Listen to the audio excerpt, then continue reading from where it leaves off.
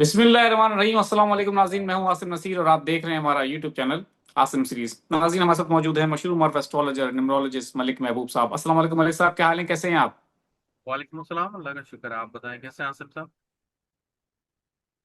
मैं बिल्कुल ठीक हूं मलिक साहब। और छठे रोज में जंग दाखिल हो चुकी है और कहा जा रहा है कि जो अमेरिका है उसकी सांस फूल चुकी है।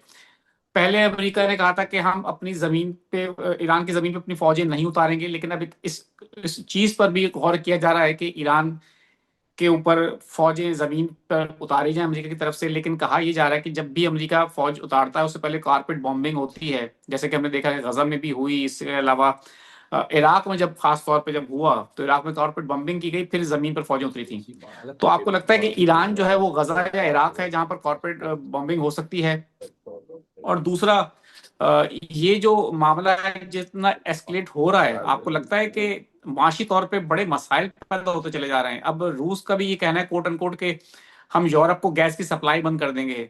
ऑयल प्रोड्यूसिंग जो कंट्रीज हैं, जो कतर हो गया, खास तौर पे सऊदीया हो गया, ये और इन्होंने इनके पास गैस के और ऑयल के जखीरे जो स्टोरेज है वो तकरीबन कह रहे हैं कि खत्म हो चुकी है, क्योंकि अब एक्सपोर्ट हो नहीं पा रहा है। तो गैस, कतर ने तो गैस जो है प्रोड्यूस करने के लिए कह दिया कि वो नहीं करेगा। तो ये हालात जो हैं वो अगर कह रहे हैं कि इस तरह से हुआ तो ऑयल प्राइस तो बहुत ज्यादा ऊपर जा सकते हैं और पाकिस्तान क्या पूरी दुनिया इसकी लपेट में आ जाएगी। एक मुआशी बहुत बड़ा बहरान पैदा हो जाएगा। क्या समझते हैं इस जंग से कितना मजीद और चल सकती है, कितना नुकसान हो सकता है, और आखिर को इसका कोई ना कोई रास्ता तो होगा? आपको सितारों की रोशनी में क्या नजर आ रहा है, कब तक ये मामला सेटल हो सकते हैं? देखिए आसिम साहब, आपने जो तबसरा खोला है ये तबसरे के लिए बहुत अच्छी बात है, लेकिन मैं तो आपको सितारों की चाल के हिसाब से बता रहा हूँ और मैं पहले से ही बताता आ रहा हूँ कि ये साल में ये सब होना है। और सितारे जो इंडिकेट कर रहे हैं मैंने आपको वही पैगाम आगे बताया है। और फॉर्चुनेटली तो नहीं कहूंगा, अनफॉर्चुनेटली वैसा ही हो रहा है। अच्छा, मुझे मुझे मैं सॉरी, माजरत आपकी इधर बात काट रहा हूँ। वैसे जो बातें मैंने की हैं इस वक्त, ये मैं आपको खबर दे रहा हूँ, ये रियलिटी है, इसमें बयान कर रहा हूँ। इस आप पहले ये मुझे कहा करते थे कि ऐसा ऐसा ऐसा हो सकता है। आज मुझे जी हैरत है कि मैं टेबल की दूसरी तरफ बैठ के आपकी ही बातें रिपीट कर रहा हूँ, जो आपने कहा था तकरीबन एज इट इज वही सब कुछ हुआ है। सर, वो बात वही है कि ये एस्ट्रोलॉजी है, कैलकुलेशन का इल्म है। मैंने बहुत दफा बताया है, गैब का इल्म नहीं है। कुछ ऐसे फनकार लोग हैं जो, मैं कुछ नहीं कहना चाहता हूँ अभी, खैर वो बात कहीं की कहीं निकल जाएगी, वो इसको बहुत अलग तरीके से लेते हैं। लेकिन एनीवेज, ये गलत भी होती हैं। मैं तो कभी भी नहीं क्लेम किया कि ये 100% सही होती हैं। मैं तो हमेशा बोलता हूँ ये हो सकता है। मैंने कभी नहीं कहा यही होगा। तो अब बात को जरा तो समझें। ये वैसे ये क्लेम कोई करता है आपकी नजर में कि ये होगा इतने शोर शॉर्ट होके? सर बहुत से हैं, बहुत से हैं। अभी हम वो करेंगे तो बिल्कुल टॉपिक से हट जाएंगे, लेकिन मेरा मकसद ये नहीं है कि मैं इसको क्रिटिसाइज करूं या उसको करूं। जो कर रहा है करने दें, ठीक है। हमारी आवाम माशाल्लाह बहुत अक्लमंद है। जीनियस तरीन लोगों में से पाकिस्तानियों को शुमार होता है। तो फिर इसमें तो कोई दो शक, बेशक कोई दो बेशक। राय नहीं है कि कोई उनको चूरन लगा रहा है तो वो लगे जा रहे हैं। खैर एनीवेज, इस वक्त तो समझ बात ये जाते हो। हैं कि ये इस वक्त हमें बेवकूफ बनाया जा रहा है। हाँ जी, अभी ऐसे भी लोग होते हैं जो ये प्रिडिक्शन जब दे रहा होता है तो बोलते हैं ये तो आप रेगुलर बातें कर रहे हो। तो अभी मैं क्या बताऊं, मुझे तो ये नहीं समझ में आती कि वो क्या चाहते क्या है। जब प्रिडिक्शन दे तो बोलते हैं सब झूठ, जब उनको रियलिटी चेक कराते हैं तो बोलते हैं ये तो ये रियल चेक यही तो है, यही तो चल रहा है। तो आप क्या अनोखा बता रहे हैं। खैर, अच्छी बात है, थोड़ा सा टॉपिक चेंज हुआ है। आते हैं टॉपिक की तरफ आसिम साहब।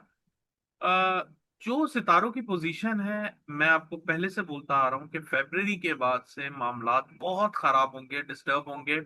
स्पेशली जो दो ग्रहण लग गए हैं 15 दिनों में। देखिए, ये कोई अनोखी बात नहीं है। काफी लोग अब एक्चुअली, लोगों के अंदर शऊर आ रहा है, लोग थोड़े एजुकेट हो रहे हैं, तो अब उनको रियलाइज होता है यार 2 इक्लिप्स 15 दिन में। ऐसी कोई बात नहीं है, हमेशा 15 दिन में ही लगते हैं। प्रॉब्लम ये होती है जो दूसरे प्लेनेट उसके साथ चल रहे होते हैं वो अगर डिस्टर्ब हो जाए, या उनकी पोजीशन, उनकी अलाइनमेंट, उनके स्क्वायर्स या उनके ट्राइन में मेलेफिक प्लेनेट आ जाए, तो मैंने आपको बताया था इक्लिप्स का काम सिर्फ ट्रिगर करना होता है, कुछ भी नहीं करते। वो ऑन ऑफ का स्विच है जो जो करंट पीछे से आ रहा होता है, अच्छा बुरा, 440 वॉट का, 240 वॉट का, वो आगे पास करता है बस। अब जो पीछे से वोल्टेज आ रहा है ना, वो इतना हाई लेवल वोल्टेज है कि जैसे ही स्विच ऑन हुआ है तो वो तबाही फेर रहा है जगह पे। तो इस वक्त सिचुएशन कंट्रोल में नहीं आने वाली, आप बराए मेहरबानी इस बात को समझें। काफी लोग मुझे अप्रोच करके पूछ रहे हैं मिडिल ईस्ट के हालात खराब है, हम निकल जाएं। पहला मेरा सवाल उनसे ये है कि देखिए, आप निकल कैसे सकते हैं वहां से? अगर आप लाखों करोड़ों भर के निकलेंगे तो आपको क्या पता जहां आप जाएंगे वहां पे आप सेफ हैं या नहीं है। तो जहां है, ठीक है। अल्लाह का नाम लेके, अल्लाह पे भरोसा रख के बैठे हैं। अभी कुछ भी नहीं होने हो जा रहा। जो लोग ये डरा रहे हैं कि तीसरी जंग अजीम हो जाएगी, जी हाँ, हालात हैं, लेकिन सितारों में ऐसा नहीं नजर आ रहा। ये कॉन्फ्लिक्ट एक लेवल तक बढ़ेगा, कोई ना कोई कंट्री बीच में आके इस चीज को कूल डाउन कर देगा, मामला सेटल डाउन हो जाएंगे। बस दुआ करें। आज 4 तारीख हो गई, आपके पास 5 हो गई होगी डेफिनेटली। 5-7 दिन और हैं, बस इसको खैर खैरियत से गुजरने दें। अल्लाह करे इस दौरान भी जो 5-7 दिन है, ऐसा कोई मेजर इवेंट ना हो जाए कि मामला हाथ से बिगड़ जाए। क्योंकि ये ऐसा टाइम चल रहा है जिसमें कंट्रोल में चीजें आती भी जरा मुश्किल नजर आ रही है। सिर्फ ये 5-7 दिन की बात है, ये 5-7 दिन खैरियत से निकल गए। फिर अप्रैल में कुछ डेट्स हैं जो बहुत इंपॉर्टेंट है, उसमें हम लोग फोकस करेंगे। लेकिन अभी मैं सब कुछ बता दूंगा तो फिर कल मैं क्या बताऊंगा। तो इसलिए आज बेशक के लिए मलिक सिर्फ साहब, इतना ही। मैं आपसे इधर एक सवाल, आप बिल्कुल कल बताइएगा बाकी बातें, मैं एक सवाल लेकिन आपसे करना चाहता हूँ। आपने कहा कि जी तीसरी आलमी जंग आपको नजर नहीं आती और मामला जो है वो 5-7 दिन में हो सकता है बेहतरी की तरफ आ जाए, कोई एक मुल्क आ जाए, लेकिन जो लेटेस्ट डेवलपमेंट है वो ये है कि अमेरिका तो चाहता है, डेफिनेटली उसने जो करना था वो कर दिया, इसके आगे उसको खुद नहीं पता। अमेरिकी अखबार, अमेरिकी मीडिया रिपोर्ट कर रहा है कि जी अब ट्रम्प जो उनकी जो हुकूमत है, उनको नहीं पता कि आगे करना क्या है, क्योंकि वहां पर रजीम चेंज ईरान में करना तकरीबन नेक्स्ट टू इम्पॉसिबल हो गया खामनेई साहब की शहादत के बाद। कौम मुत्तहद हो चुकी है, अब वो अवाम जो है सड़कों पर बाहर नहीं निकलेगी हुकूमत के खिलाफ, और ना निकल रहे हैं इस वक्त। अगर वो निकल रहे हैं तो सिर्फ खामनेई साहब के हक में निकल रहे हैं और उनकी मोहब्बत में बाहर आ रहे हैं। तो अब पॉइंट ये है कि अमेरिका ने दोबारा से मुज़ाकरात की दावत दी, तो ईरान ने उसको सख्ती से मना कर दिया, और ईरान ने कहा कि अब हम रुकेंगे नहीं, अब हम इस जंग को अंजाम तक पहुंचाएंगे। तो वो जो एक हरीफ है ईरान, हालांकि वो इन दोनों ममालिक के सामने उसकी अस्करी ताकत इतनी नहीं है, लेकिन उसकी जो डिटर्मिनेशन है, जो उसकी अजमत है, जो बहादुरी है, वो देखने के लायक है। वो किसी तरह से काबू में नहीं आ रहा। बहुत सारे इस्लामी ममालिक हैं, हमारे कुवैत है, मिस्र है, सऊदी अरब है, इन्होंने थ्रेट भी किया यूएई ने कि हम बदला लेंगे, हमारी सरजमीन पर हमला किया गया, लेकिन ईरान किसी की भी बात नहीं सुन रहा। वो कह रहा है कि हमारी सुप्रीम लीडर को टारगेट किया गया, हमने पहले ही कहा था कि अगर हमारी जमीन पर और हमारे रहबर आला को टारगेट किया गया तो फिर हम किसी को भी नहीं छोड़ेंगे। तो इस वक्त उसका जो गुस्सा है ना वो बहुत ज्यादा है। तो आपको लगता है कि 5-7 दिन में या कोई मुल्क आएगा और इसको कम कर सकते हैं और ईरान मुज़ाकरात की तरफ आ जाएगा इतने बड़े नुकसान के बाद? लेकिन सर, सितारों में तो यही नजर आ रहा है। अब जहां तक लगते की बात है, तो 27 तारीख को आपको लगता था 28 तारीख को ये सब कुछ हो जाएगा। तो यही बात है कि सितारे जो बताते हैं वो ग्राउंड रियलिटी से कभी कभी मैच हो जाता है, कभी कभी बिल्कुल उसके बरक्स होता है।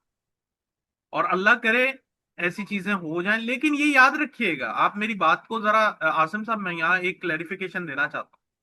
अगर आप ये सोच रहे हैं ना 5-7 दिन के बाद ऐसे हो जाएगा जैसे कुछ हुआ ही नहीं था, ऑल इज वेल, सब समेट जाएगा, ऐसा कुछ नहीं होने वाला। ये जो ताबड़तोड़ हमले हो रहे हैं ना, एक के बाद एक, इसमें फर्क आने वाला है। इसकी बात कर रहा हूँ, इस बात को बहुत क्लियर रखिएगा। मतलब ये जो 7 दिन है, ये बहुत कुछ बयां भी करेंगे और बहुत कुछ संभालेंगे भी सही। काफी चीजें अच्छी भी होंगी, काफी ज्यादा बुरी होंगी, अच्छी कम होंगी। लेकिन उम्मीद पे दुनिया कायम है, और उम्मीद मुझे यही नजर आ रही है कि 7-8 दिन के बाद, एक मेजर हाइप पकड़ने के बाद, इस चीज में थोड़ी कमी आने वाली है। तो ये जो लोग बोल रहे हैं ना, ये भी मुल्क शामिल हो जाएगा, यूरोप भी आ जाएगा, रशिया भी आ जाएगा, जी बिल्कुल थ्रेट है। मैं नहीं कह रहा हूँ, मैं डिनाई नहीं कर रहा हूँ, लेकिन प्लानिटरी पोजीशन इतनी खतरनाक नहीं है कि दुनिया अपने से बाहर हो जाए, या खुदा ना खास्ता दुनिया ये ढूंढे कि अब हमें जाके छुपना कहाँ है। ऐसा कोई हालात नहीं है। इंशाल्लाह सब बेहतर होगा। अभी देखिए, जिंदगी मौत का मैं आपको पहले बता रहा हूँ, किसी का भी नहीं पता। चाहे आप अमेरिका में हो, चाहे आप दुनिया के कोई भी हिस्से में हो। अगर आपके हाथ में या आपके नसीब में सेफ्टी है तो आप कहीं पे भी चले जाएं वो सेफ्टी रहेगी। बस शर्त ये है, देखिए मैं बहुत दफा समझाता हूँ, सेफ्टी का मतलब ये नहीं है कि छलांग मार ले और बोले जी मुझे कुछ नहीं होगा, मैं तो बस सेफ्टी है।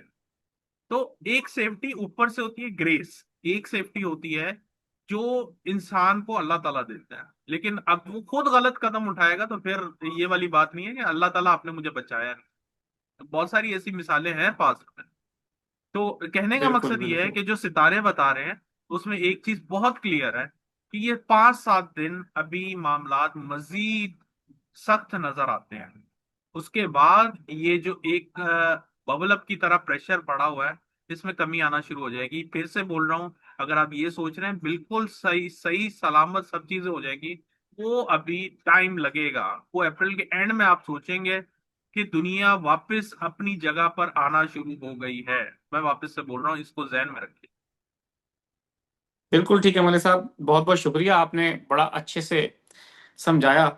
मैं अब कुछ लोगों के सवाल ले लेता हूं। बहुत सारे लोग शिकायत कर रहे हैं कि आपने मेरा सवाल नहीं पूछा, तो मैं पहले ही माजरत करना चाहता हूं कि बहुत सारे सवाल होते हैं, सबके लेना बहुत मुश्किल होता है। जिसका भी आ जाए उसकी किस्मत है, लेकिन सवाल हमसे करते रहें, हम अगले व्लॉग में आपका सवाल ले लेंगे। My name is Mohammad Farhan, date of birth 18 July 1997। वो कह रहे हैं पहले भी पूछा था। मैंने ये पूछना था कि क्या मैं बाहर जा सकूंगा और कब तक।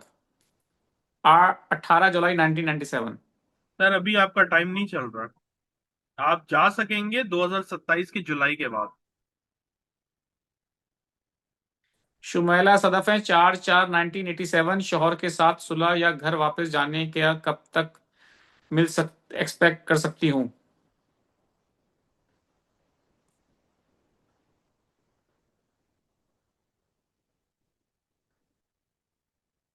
अप्रैल के बाद कोई नई चेंजेस आ रही हैं आपकी लाइफ में? ठीक है। हसन साहब ने 18 अक्टूबर 1986, माली हालात पूछ रहे हैं कब तक बेहतर होंगे।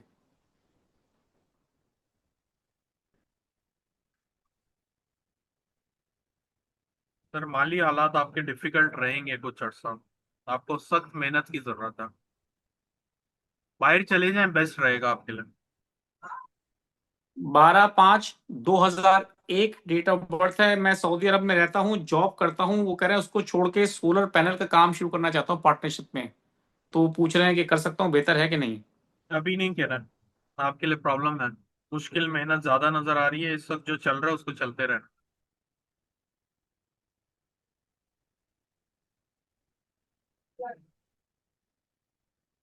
यकम जनवरी 1977, महमूद अहमद है। मुझे कारोबार में रुकावटें आ रही हैं, कब बेहतरी होगी।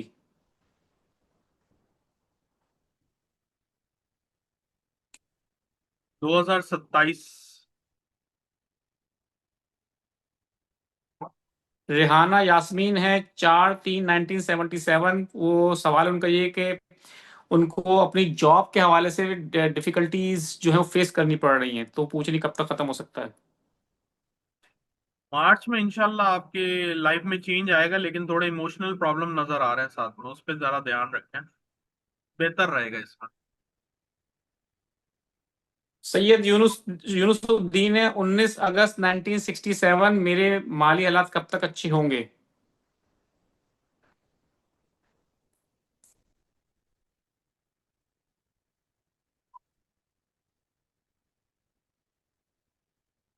इंशाल्लाह अगले साल 2027 अगस्त के बाद से। बिल्कुल ठीक है मलिक साहब, बहुत बहुत शुक्रिया हमें वक्त देने के लिए। नाज़रीन, यहाँ हमारे वीलॉग का वक्त खत्म हुआ। मुझे और मलिक महबूब साहब को दें इजाजत। आखिर में हमारा वही पैगाम है, मुस्कुराएं, प्यार बांटें और अपने आसपास के लोगों का ख्याल रखें। अल्लाह हाफिज।